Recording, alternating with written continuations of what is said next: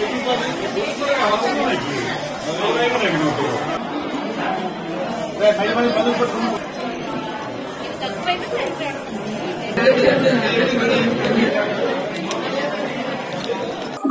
जुलाई 24 तारिख दिन आमर हुंडी खोल जाइतिला प्राय कोटिए पाखापाखी टंका आदाय होइतिला ता संगे संगे आम सुना 53 ग्राम एवं रूपा प्राय 2 केजी अधा खंडे आमर बाहरी एवं फॉरेन करेन्सी आमर गुड़ाई बाहरी बर्तमान आमर गणित कार्य आरंभ होइछि आम आशा करूछु कोटिए ऊपर टंका बाहर बोली एवं ये गणित कार्य आमर वेंकटेश्वर कल्याणी मंडप महिला संघ तथा रायगढ़ माँ मझीराणी महिला संघ एवं अन्यान्य महिला माने आमको ये साहाय्य कर संगे आमर पुलिस भाई माने तथा आमर तहसील स्टाफ एवं सांबादिक भाई माने गणित कार्य पूरा मात्रा साहाय्य कर